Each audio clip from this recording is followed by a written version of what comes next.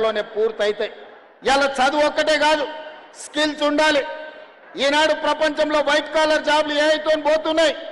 ఈరోజు blue collar జాబులు సృష్టించాలి అని అంటే శిక్షణ నైపుణ్యం ఉండాలి, వృత్తి నైపుణ్యం ఉండాలి. అందుకే ఈరోజు యంగ్ ఇండియా స్కిల్స్ యూనివర్సిటీని ప్రారంభించుకున్నాం. మన భారత్ ఫ్యూచర్ సిటీలోనే యూనివర్సిటీ తయారవుతుంది. డిసెంబర్ 9 నాడు ప్రారంభించుకోబోతున్నాం. ఇప్పటికే 1000 మందికి శిక్షణ ఇస్తే 1000 మందికి ఉద్యోగ ఉపాధి అవకాశాలు దొరికినాయి. అదే కాదు, ఇంతకుముందు నేను వస్తున్నప్పుడు స్పోర్ట్స్ గ్రౌండ్లో పిల్లలు కనిపించారు. వాళ్ళని కలవడానికి వెళ్తే ఆ పిల్లల్లో ఎంత నైపుణ్యం ఉందంటే కాసేపు ఫుట్బాల్ ఆడి చూస్తే అద్భుతంగా హైదరాబాద్లో అకాడమీలో ఆడుకుంటున్న పిల్లల కంటే ఆరుట్ల గ్రామ పాఠశాలల్లో ఈరోజు ఫుట్బాల్ ఆడటమే కాకుండా ఆడపిల్లలు అక్కడ బాస్కెట్బాల్ ఆడుతూ కనిపించారు. క్రీడల్ని ప్రోత్సహించాలి. 140 కోట్ల మంది జనాభా ఉన్న మనం ఒలింపిక్స్ క్రీడల్లో ఒక్క గోల్డ్ మెడల్ కూడా తేలేకపోతున్నాం. నేను సౌత్ కొరియా స్పోర్ట్స్ యూనివర్సిటీ ఆ దేశానికి వెళ్తే ఒక స్పోర్ట్స్ యూనివర్సిటీకి వెళ్ళిన చూద్దాం ఎట్లుందో అని. ఆ క్యాంపస్ 30 ఎకరాలలో ఉంది. 30 ఎకరాల క్యాంపస్లో చదువుకుంటున్న పిల్లలు ఆ దేశానికి 32 గోల్డ్ మెడల్స్ వస్తే ఆ సౌత్ కొరియా స్పోర్ట్స్ యూనివర్సిటీ ఒక్క క్యాంపస్ నుంచి 16 గోల్డ్ మెడల్స్ ఆ పిల్లలు సాధించింది.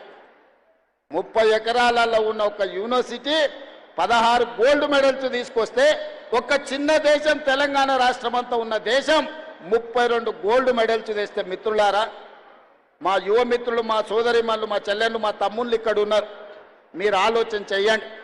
140 కోట్ల జనాభా ఉన్న ఈ దేశం ఈనాటి వరకు 75 సంవత్సరాల స్వతంత్ర భారతంలో ఒక్క గోల్డ్ మెడల్ తెచ్చుకోలేదంటే ప్రపంచ దేశాల ముందు తల దించుకోవాల్సిన పరిస్థితి దేశంలో ఉందా లేదా?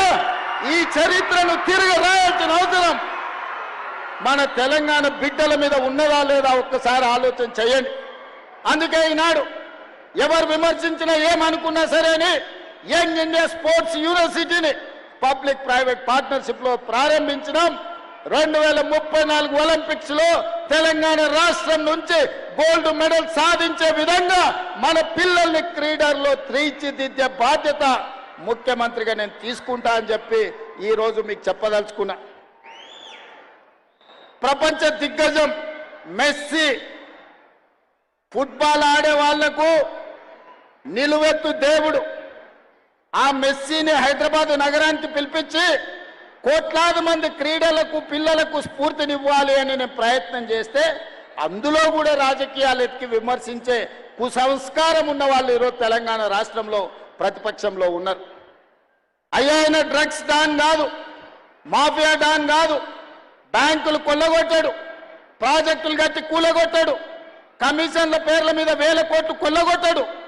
ఫుట్బాల్ మైదానంలో అద్భుతాలు సృష్టించే మెస్సీ తెలంగాణ రాష్ట్రానికి వస్తే గర్వపడాలి. ప్రపంచ దేశాల ముందు మన ఎస్సీ ఎస్టీ మైనారిటీ హాస్టల్లో ఉండే పిల్లల్ని ఉప్పల్ స్టేడియంలోకి తీసుకెళ్లి మెస్సీతో ఫుట్బాల్ ఆడించిన ఆ ఎస్సీ ఎస్టీ బీసీల పిల్లలు స్వయంగా ఎక్కడో టీవీలో చూసే మెస్సీతోని ఉప్పల్ స్టేడియంలో వాళ్ళు ఫుట్బాల్ ఆడితే వాళ్లకు జీవితకాలం మధుర జ్ఞాపకమా కాదా ఒక్కసారి ఆలోచన చెయ్యండి. ఇవాళ క్రీడల్ని ప్రోత్సహించాలని ఒకవైపు నేను ప్రయత్నం చేస్తుంటే రాజకీయ స్వార్థంతో రేవంత్ రెడ్డి మెస్సీని వేస్తాడా అని కొంతమంది కడుపులో మసిమసి అయిపోతున్నారు. వాళ్ళు ఎంత కుళ్ళుకుంటే మనకంత మంచిది. ఆ కుళ్ళుతోనే ఇట్లాంటి కుతంత్రాలతోనే కృషించిపోయి ప్రతిపక్ష హోదా కూడా రాకుండా వాళ్ళు కొట్టుకపోతారని నేను సంపూర్ణంగా విశ్వసిస్తున్నా. అందుకే మిత్రులారా, ఈనాడు తెలంగాణ రాష్ట్రంలో ఆరుట్ల ఒక రోల్ మోడల్గా ఉండాలి, ఆరుట్ల ఒక స్ఫూర్తిగా ఉండాలి. ఆరుట్ల పాఠశాల తెలంగాణ పునర్నిర్మాణంలో విధ్వంసమైన తెలంగాణ విద్యా విధానాన్ని వికాసం వైపు నడిపించాలంటే తెలంగాణకు ఆదర్శంగా ఆరుట్ల గ్రామం ఉండాలి, ఇక్కడ పాఠశాల ఉండాలి. ఉంటుందని 100% నేను విశ్వసిస్తున్నా, నమ్ముతున్నా. మిమ్మల్ని అందరినీ కలిసి ఈరోజు నేను తెలంగాణ సమాజానికి చెప్పదలుచుకున్నా.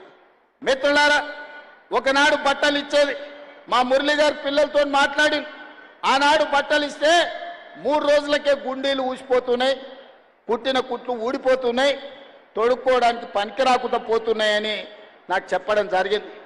అందుకే క్వాలిటీ ఉన్న బట్టలు, క్వాలిటీ ఉన్న షూస్, స్పోర్ట్స్ షూ, అదేవిధంగా సాక్స్, దుప్పట్లు, టవల్స్ అద్భుతమైన క్వాలిటీతోని ఒక మంచి కిట్టు 9 వస్తువులను పెట్టి మంచి ఒక స్కూల్ బ్యాగ్తో సహా ఈనాడు పిల్లలకి ఇవ్వాలి. అంతర్జాతీయ ప్రమాణాలతోని అంతర్జాతీయ సంస్థలతోని ఈరోజు టెండర్లు పిలిచి ఇస్తే కమిషన్లకు అలవాటు పడ్డ వాళ్ళు మా మీద కమిషన్ల ఆరోపణలు చేస్తారు. మా మంత్రులు చెప్పారు మేము టెండర్లు పిలిచిందే 685 కోట్లని. ఒక ఆయన చదువుకున్న ఆయన అంటాడు, మరి చదువుకున్నాడు కాబట్టి ఆయనకు గుండు కొట్టుకుంటే ఉన్నమతి పోయిందేమో నాకు తెలియదు, కానీ 3000 కోట్ల అవినీతి జరిగింది అంటాడు. చదువుకున్నోడు, చదువు రానోడు తాటి చెట్టు లెక్క పెరిగిండు. ఇబ్రాహీంపట్నం ఈదుల్లో పెరిగిన తాటి చెట్టు పెరిగినోడికి మతి లేదంటే నేను అర్థం చేసుకుంటా. చదువుకొని ఐపీఎస్ అయినోడు 687 కోట్ల టెండర్ పిలిస్తే 3000 కోట్ల అవినీతి జరిగిందని ఆరోపణ చేస్తే ఇంకా అతన్ని ఏమనాలో నాకైతే అర్థమైతలేదు. జాలిపడి వదిలేయడం తప్ప నేను విమర్శ చేయదలుచుకోలే. అందుకే ఈనాడు క్వాలిటీ ఉన్న బట్టల్ని, క్వాలిటీ ఉన్న షూని, ఈరోజు నాణ్యమైన వస్తువులను అందించాలని ప్రణాళిక పెట్టుకున్నాం.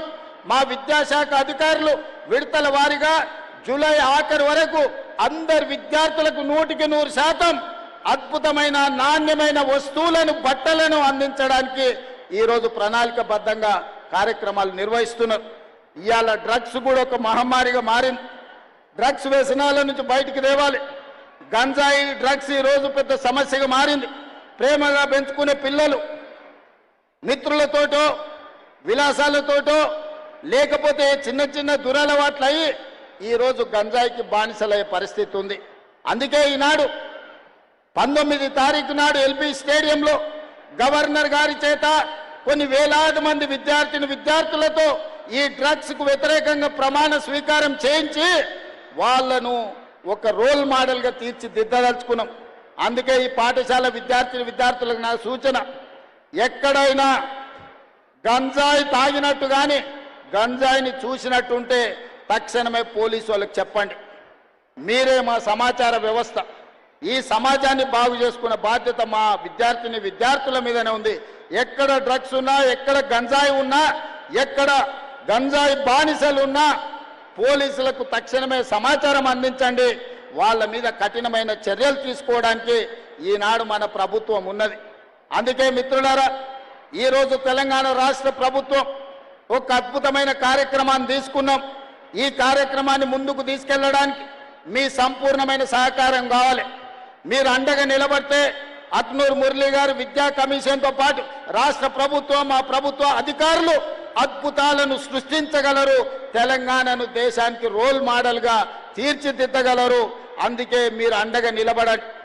మేము చేసే ప్రయత్నాన్ని మీరు ఆశీర్వదించండి. ఎవరు వచ్చినా ఆరుట్ల గ్రామ పాఠశాలను చూపించండి. విమర్శకులను కూడా ఆహ్వానించండి. మా సర్పంచమ్మకు కూడా సూచన చేస్తున్నా, విమర్శించే వాళ్ళను మా సర్పంచమ్మ ఆహ్వానించి అందరికీ చూపించండి. ఎంత అద్భుతంగా ఆరుట్ల పాఠశాల నిర్వహిస్తున్నారు.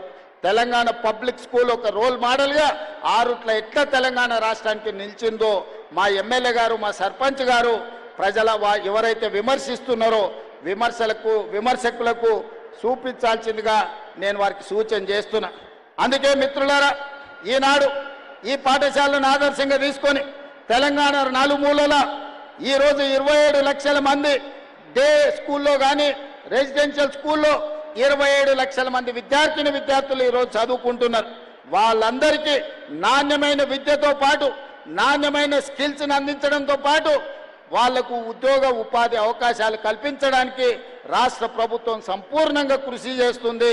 ఇంత మంచి కార్యక్రమాన్ని ఏర్పాటు చేసి ఇంత అద్భుతంగా తెలంగాణ రాష్ట్రానికి ఒక సందేశాన్ని అందించే ఈ కార్యక్రమాన్ని ఏర్పాటు చేసిన ఆరుట్ల స్కూల్ మేనేజ్మెంట్లో ఉన్న ప్రతి ఒక్కరికి మనస్ఫూర్తిగా అభినందనలు, ధన్యవాదాలు తెలియజేస్తూ